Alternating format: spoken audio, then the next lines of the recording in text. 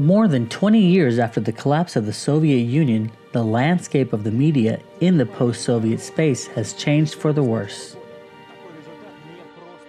During Vladimir Putin's first presidential term, the Kremlin established control over Russia's major television networks, using a one-way communication tube that has shaped public opinion, turning television into a raw propaganda machine.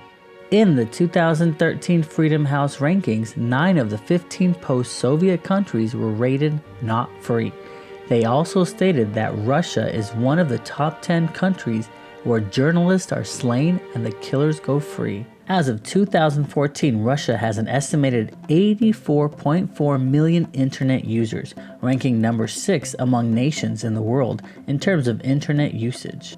Unhappy with Putin's Russia, Russian citizens began to use their freedom of expression. Many have turned to social networking sites like blogs, Twitter, and Facebook to fight against the government. Fearing the kind of revolutions that took place in Serbia, Ukraine, and Georgia, Russian President Vladimir Putin is imposing tight restrictions on the internet. Russia censors internet and social media content that could result in destabilizing a government.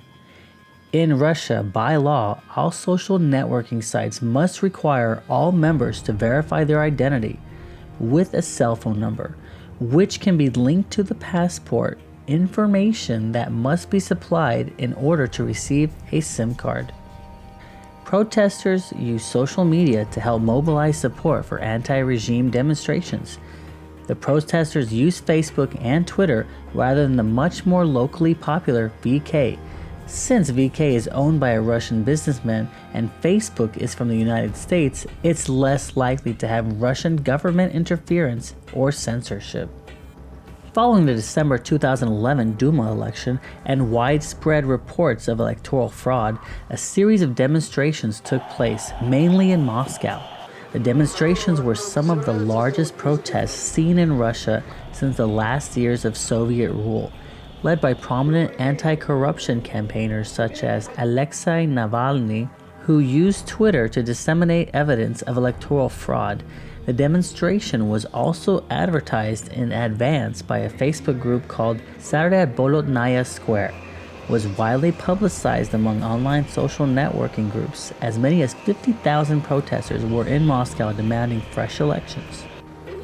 After the protests, the Russian government decided to pass a law that went into effect on January 2015, which requires any companies that collect data on Russian citizens to store it in data centers located within Russia.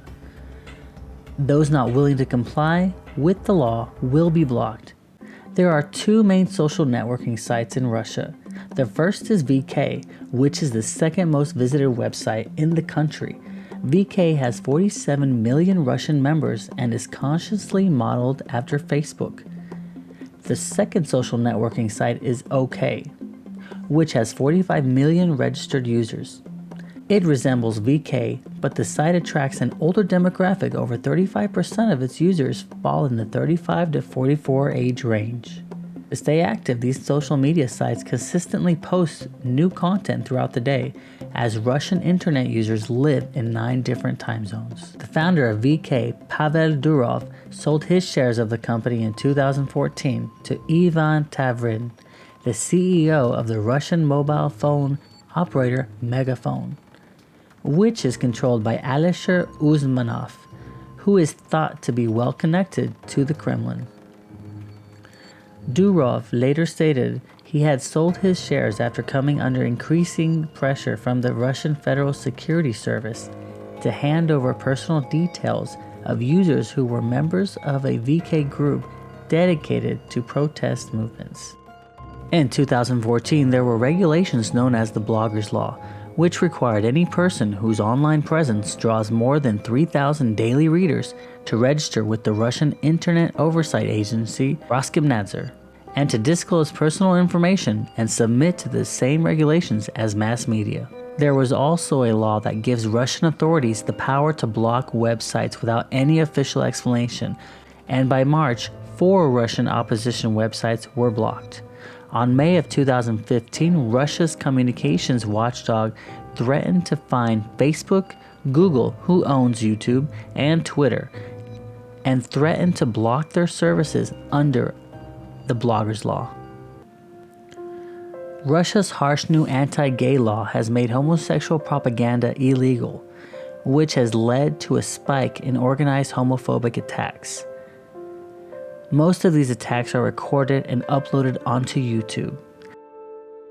And let's have a look at the facts and myths about the gay propaganda law here in Russia. Statement number 1. Being gay is a crime in Russia now. And this is false.